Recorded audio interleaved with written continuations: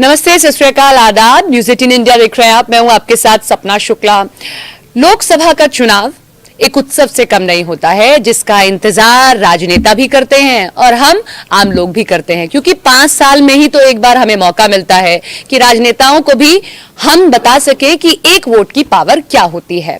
हम सब जानते हैं कि आने वाले समय में हम लोकसभा चुनाव में दाखिल होने जा रहे हैं, यानी कि 2024 का लोकसभा का इलेक्शन होना है। आज खबर यह सामने आई, न्यूज 18 इंडिया ने आपको सबसे पहले दिखाई थी। खबर यह आती है कि 10 मार्च के बाद कभी भी लोकसभा चुनाव की जो तारीखें हैं उसका ऐलान हो सकता है। यानी कि सबसे बड़ी बात यह होती है कि जैसे ही लोकसभा चुनाव का ऐलान होगा, आप सब जानते हैं कि आचार संहिता लागू हो जाती है, मॉडल कोड ऑफ कंडक्ट लागू हो जाता है। कोई भी पार्टी इस तरीके के वादे नहीं कर सकती या कोई भी ऐसा लोकार्पण या नहीं हो सकता। तो ये तो सब चीजें आपको पता ही है, लेकिन इस वीडियो में हम आपको यह बताएंगे कि क्या क्या बदलाव हो रहे हैं और कितने नए वोटर्स जुड़ रहे हैं, किस पार्टी की आखिर कितनी तैयारी है। मैं आंकड़े के साथ शुरुआत करती हूं और आंकड़ा मैं आपको बताऊंगी तो आप समझ पाएंगे कि इस बार कितने नए वोटर्स जुड़ने जा रहे हैं और कितना इंपॉर्टेंट है युवा वोटर इस बार हर एक पार्टी के लिए। और उनमें से एक पार्टी के नेता तब ये कह देते हैं कि नशे में घूम रहा है युवा हमारा, तो आप समझ सकते हैं कितना नुकसान होगा। मैं शुरुआत करती हूं, 2019 का मैं आंकड़ा आपके सामने रखती हूं। 89.8 करोड़ ये है टोटल वोटर्स का आंकड़ा 2019 का, और ये इलेक्टोरल डेटा खुद जो है इलेक्शन कमीशन की ओर से अपनी वेबसाइट पर डाला गया है और मैं आधिकारिक आंकड़ा आपको बता रही हूं। अब जो है आंकड़ा आया 2024 का, 6% का उछाल है, जो नए वोटर्स अब आ गए हैं। 96.8 करोड़, लगभग 97 करोड़ जो वोटर्स हैं इस बार वोट करेंगे। नए वोटर्स हर पार्टी के लिए बेहद महत्वपूर्ण होते हैं और बीते सालों में हमने ये ट्रेंड देखा कि बीजेपी की कोशिश रही है कि नए वोटर्स को खुद से जोड़े। खुद प्रधानमंत्री भी अपनी कई रैलीज में कहते रहे हैं। अभी हमने देखा था कि राष्ट्रीय कार्यकारिणी की बैठक हुई तो सबको एक मूल मंत्र यही दिया गया कि आप नए वोटर्स को खुद से जोड़िए, बहुत इंपॉर्टेंट है, नए वोटर्स को आप अपने आप से जोड़ें। नए वोटर्स का आंकड़ा आप देखिए, 2019 में जो नए वोटर्स का आंकड़ा था 1.5 करोड़ था। 2 करोड़ नए यंग वोटर्स और जुड़ते हैं और यह आंकड़ा पहुंच जाता है अब 1.85 करोड़। ये नया है वोटर्स का, नए वोटर्स का आंकड़ा है। अब आप समझ सकते हैं कि राहुल गांधी ने जो एक बात बोली है ना, और खास तौर पर ये जो हिंदी पट्टी के राज्य हैं, बहुत नुकसान कांग्रेस पार्टी को झेलना पड़ सकता है। जिस तरीके से उन्होंने वाराणसी में कह दिया रात को शराब के नशे में यहां का युवा घूम रहा है, तो आप समझ सकते हैं ये जो 2 करोड़ नए वोटर्स ऐड ऑन हुए हैं और हिंदी पट्टी के कितने वोटर्स होंगे, कितना नेगेटिव इफेक्ट पड़ सकता है आने वाले चुनावों में। महिला वोटर्स की यहां जरूर बात करते हैं, क्योंकि भारतीय जनता पार्टी ने बीते 2 टर्म में अपने ये दिखाया है और खासतौर पर 2019 के इलेक्शंस में कि महिला वोटर्स उसकी सबसे बड़ी पावर है। और न केवल 2019 के इलेक्शन में, उत्तर प्रदेश का इलेक्शन भी मुझे याद है कि उत्तर प्रदेश के इलेक्शन में भी किस तरीके से महिला वोटर्स को खुद से जोड़ा। और मुस्लिम वोटर्स, ये कहा जाता है कि बीजेपी से छिटक जाता है, लेकिन इस बार यह हुआ कि मुस्लिम वोटर्स और खासतौर पर महिला मुस्लिम वोटर्स ने अच्छा खासा वोट बीजेपी को दिया था। महिला वोटर्स 2019 में होते हैं 46.8 करोड़, 2024 में यह आंकड़ा बढ़ जाता है 49.7 करोड़ जो है नए वोटर्स होते हैं। अब मैं आपको बताती हूं कि इतना उछाल जो है मेल वोटर्स में भी नहीं देखा गया, इतनी महिला वोटर्स की संख्या बढ़ी है। 2.63 न्यू वोटर्स हैं, जिसमें से 1.41 करोड़ तो नए फीमेल वोटर्स हैं। तो आप समझ रहे हैं 15% का जो उछाल है वो महिला वोटर्स में देखने को मिला है। ये मैंने आंकड़ा आपके सामने रखा। अब खबर ये आई, जैसा हमेशा हम देखते हैं कि लोकसभा के चुनाव, क्योंकि आप सब जानते हैं कि राज्य बहुत बड़े बड़े हैं, आबादी बहुत ज्यादा, जिस तरीके से मैं आपको बता भी रही हूं कि इस बार पिछली बार 89.8 करोड़ था, इस बार तो 96.8 करोड़ हो गया। तो चरण कई सारे होंगे, 7 से 8 चरण में चुनाव हो सकता है। पिछला चुनाव जो हुआ था वो 7 चरणों में हुआ था। अब क्योंकि कौन कौन से राज्यों में ज्यादा चरणों में चुनाव हो सकते हैं, जो सूत्र हमारे बता रहे हैं, उत्तर प्रदेश 80 लोकसभा सीटें आती है, बंगाल, बिहार में भी, एमपी में भी, महाराष्ट्र में, असम में। खासतौर पर ये वो स्टेट्स हैं जहां 20-25 से ज्यादा सीटें हैं। तो यहां पर ये कहा जा रहा है कि 7 चरण जो चरण है वो बढ़ जाएंगे। 7 चरण में पूरा चुनाव होना है और यहां पर 1 चरण से ज्यादा चरण पड़ेंगे, तब आप वोटिंग कर सकते हैं। 1 चरण में कौन कौन से राज्यों में चुनाव निपटाए जा सकते हैं वो भी खबर निकलकर सामने। उसमें है दक्षिण के राज्य ज्यादा है, उसमें केरला है, तमिलनाडु है, उसमें आंध्र प्रदेश है, तेलंगाना है, और गुजरात और हरियाणा में भी जो है 1 चरण में ही वोटिंग कंप्लीट हो सकती है। अब आप कहिए कि अभी क्यों नहीं ऐलान हुआ। एक तो ये भी है कि अभी जब चीफ इलेक्टोरल से सभी से बात कर रहे हैं, जो इलेक्शन कमीशन ऑफ इंडिया के चीफ हैं, हर एक राज्य के अपने चीफ इलेक्टोरल्स होते हैं, उनसे बातचीत की जाती है और उनसे पूछा जाता है कि आपके राज्य की क्या क्या स्थिति है, कितने नए वोटर्स जुड़े हैं, सारी जानकारी ली जाती है। सबको एक एक डेढ़ महीने का वक्त दिया जाता है। कश्मीर में अभी जाना है, कश्मीर में दौरा होना है, और कश्मीर में जब दौरा हो जाएगा, कश्मीर की स्थिति जब निकलकर सामने आ जाएगी, उसके बाद ये कहा जा रहा है कि 10 मार्च के बाद कभी भी आपके सामने जो है तारीखें आ जाएंगी, और तारीखें आते ही मॉडल कोड ऑफ कंडक्ट लागू हो जाएगा और धुआंधार चुनाव प्रचार। हालांकि भारतीय जनता पार्टी तो अभी से लग भी गई है और कांग्रेस भी भारत जोड़ो न्याय यात्रा निकाली रही है। अब मैं आपको बता दूं कि हर एक पार्टी की तैयारी आप कैसी देख रहे हैं। भारतीय जनता पार्टी एक ऐसी पार्टी है जो एक चुनाव खत्म होते ही दूसरे चुनावों की तैयारी करने लगती है, चाहे वो एकदम आप कह सकते हैं कि डिस्ट्रिक्ट लेवल का चुनाव क्यों ना हो, बहुत छोटा भी चुनाव हो, वहां से लेकर अपने वहां म्यूनिसिपल कॉर्पोरेशन तक के चुनाव से लेकर अपने लोकसभा चुनाव तक की हर एक तैयारी बड़ी ही एक उम्दा तरीके से करती है। मैं भारतीय जनता पार्टी से शुरू करूंगी।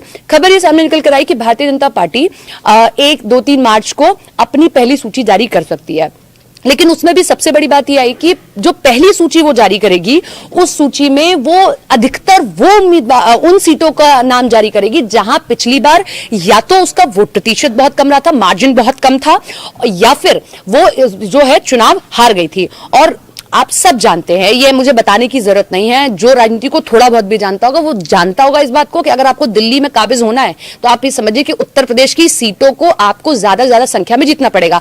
80 लोकसभा सीटें आती हैं, सबसे ज्यादा सीटें यहीं से हैं। अब मैं आपको उत्तर प्रदेश का आंकड़ा बताती हूं कि पिछले साल क्या स्थिति रही थी।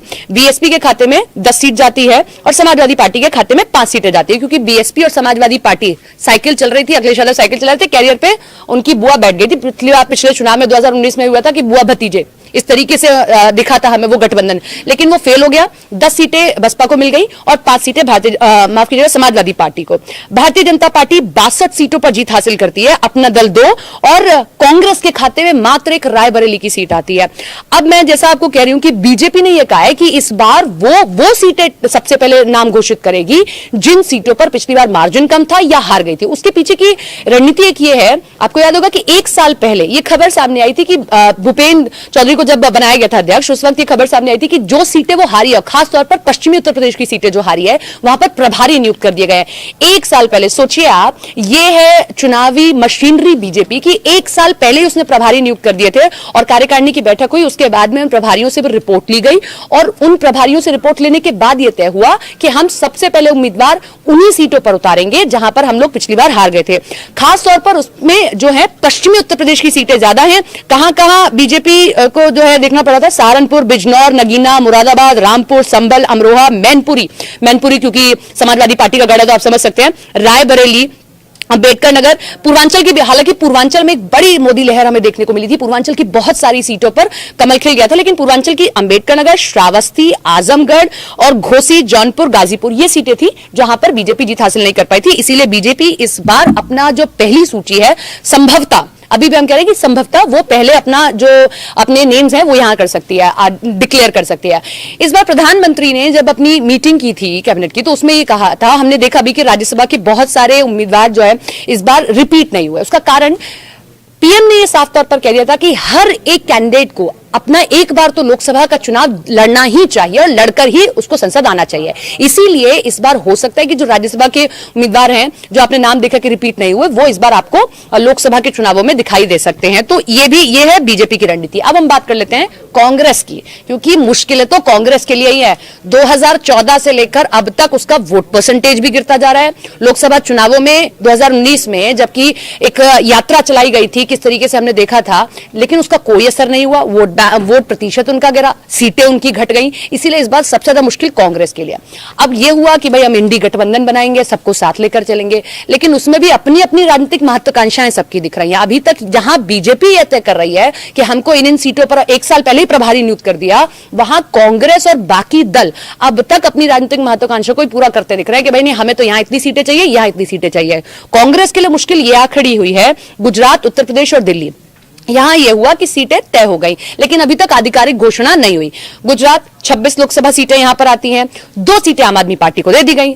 अब लेकिन उसमें भी दिक्कत हो गई। भरूच, अहमद पटेल जो दिवंगत नेता हैं कांग्रेस के, उनके बेटे ही आके कह देते हैं कि ये हमारी सीट थी, हमारी परंपरागत सीट थी, आपने कैसे आम आदमी पार्टी को दे दी। जबकि आम आदमी पार्टी जो है यहां से एक उनके आदिवासी चेहरा है उनको उतारना चाह रहे हैं। उनका ये मानना है कि भाई आदिवासी यहां पर बड़ी संख्या में भरूच की सीट पर हम जीत जाएंगे, इसीलिए यहां पर पेच फंस गया। उत्तर प्रदेश की 17 सीटें, आधिकारिक अभी भी इसका घोषणा होना बाकी है, उत्तर प्रदेश की 17 सीटें दी गई कांग्रेस को, लेकिन उन 17 सीटों में भी आप समझिए कि वो सीटें दी गई हैं जहां पर समाजवादी पार्टी भी जीत जाए तो बड़ी बात है। रायबरेली और अमेठी जरूर एक ऐसी सीट है जहां कांग्रेस कह सकते हैं थोड़ी मजबूत, हालांकि अमेठी भी आप उसमें से छोड़ दीजिए, अभी रायबरेली एक ऐसी सीट जहां पर कांग्रेस मजबूत है। दिल्ली की हालत यह थी कि आधिकारिक घोषणा अभी भी नहीं हुई है, लेकिन सूत्र जो हमारे कह रहे थे, जो हम आपको सुबह से बता रहे हैं, आम आदमी पार्टी को 4 सीटें मिली, कांग्रेस को 3 सीटें मिल गई। नॉर्थ वेस्ट, नॉर्थ ईस्ट और चांदनी चौक, हालांकि नॉर्थ ईस्ट इसमें बाद में ऐड ऑन हुई है। North west, north east, Chandni Chowk, जहां पर पिछली बार हमने देखा था कि जेपी अग्रवाल, शीला दीक्षित और अरविंदर लवली को उतारा गया था, ये 3 सीटें मिल गई कांग्रेस को और बाकी की 4 सीटें दे दी गई आम आदमी पार्टी को। दिल्ली, गुजरात, चंडीगढ़, गोवा, हरियाणा, अभी इन सब पर जो है पूरी सहमति नहीं आई है। अब इधर दीदी ने दिक्कत खड़ी कर दी कांग्रेस के लिए। टीएमसी ये कह रही है कि भाई मेघालय में हमको 1 सीट चाहिए, असम में 2 सीटें चाहिए। टीएमसी ये कह रही है कि हमसे तो बात ही नहीं हुई है, और उधर कांग्रेस ने ये कह दिया कि नहीं, हमको 5-7 जो 8 सीटें चाहिए थी वो 8 सीटें मिल रही हैं। जबकि टीएमसी ने 42 सीटों में से मात्र 5 सीटें देने का जो है, बल्कि वो तो 2 ही सीटें देने जा रहे थे, लेकिन यहां तो 8 सीटें मांग रहे हैं। आप कौन कौन सी सीटों पर वो बना था? मालदा, बहरामपुर, रायगंज और दार्जिलिंग, ये सीटों पर सहमति बनी, लेकिन 3 सीटें और मांगी जा रही हैं, जिसमें 3 सीटें और कांग्रेस की तरफ से मांगी जा रही हैं। तो ये हम इसलिए बता रहे हैं क्योंकि बहुत दिक्कतें हैं इस वक्त कांग्रेस के लिए, और 10 मार्च के बाद जैसे ही इलेक्शन कमीशन अपने डेट्स का अनाउंसमेंट कर देगा, उसके बाद देखेंगे हम धुआंधार प्रचार किया जाएगा और किस तरीके से कांग्रेस तैयारी करती है। इंडी गठबंधन इस वक्त अपनी राजनीतिक महत्वाकांक्षाएं ज्यादा पूरी करते दिखाई दे रहा है, बजाय इसके कि वो बीजेपी को टारगेट करे। एक बड़ी चीज जो इस चुनाव में सबसे बड़ी दिखाई दे रही है, एक फैक्ट अगर आप देखिए, बीते चुनावों को आप देखिए, हमेशा वो पार्टी जिसने अपने 2 टर्म रिपीट कर लिए हो वो कहीं ना कहीं बैकफुट पर नजर आती है, एंटी इनकम्बेंसी दिखाई देती है, लोगों में नाराजगी होती है, लोगों के पास विपक्षी नेता जाते हैं, कहते हैं कि भाई इनमें ये दिक्कत थी। लेकिन पहली बार शायद कोई ऐसा चुनाव होने जा रहा है कि किसी एक पार्टी ने अपने 2 टर्म रिपीट कर दिए, बावजूद इसके वो बेहतर पोजीशन में दिखाई दे रही है और विपक्ष कहीं ना कहीं पीछे दिखाई दे रहा है। उसको ढूंढना पड़ रहा है मुद्दे, उसको समझना पड़ रहा है कि आखिर कहां कैसे वो इनको पीछे कर सकता है। तो ये इन चुनावों से जुड़ी बातें थी। इंतजार 10 मार्च का करना होगा, क्योंकि अभी कश्मीर का दौरा होना है, उसके बाद ही संभवतः आपके पास सामने डेट्स आ जाएंगी। लेकिन उससे पहले बहुत सारे अभी आप लोकार्पण शिलान्यास तो देख ही रहे हैं, और एक यूके के साथ में जो हम फ्री ट्रेड एग्रीमेंट देख रहे हैं, वो जल्दी हो सकता है कि उसका भी ऐलान हो जाए, क्योंकि अगर उसका ऐलान अभी नहीं हुआ तो चुनाव आचार संहिता लगने के बाद उसका ऐलान नहीं हो पाएगा। कमेंट सेक्शन में जरूर कमेंट कीजिए कि आप इस चुनावों को इस बार कैसे देख रहे हैं, और चुनावों से जुड़ी कोई भी जानकारी आपको चाहिए तो आपको कहीं नहीं जाना है, सिर्फ और सिर्फ न्यूज़ 18 इंडिया पर आना है।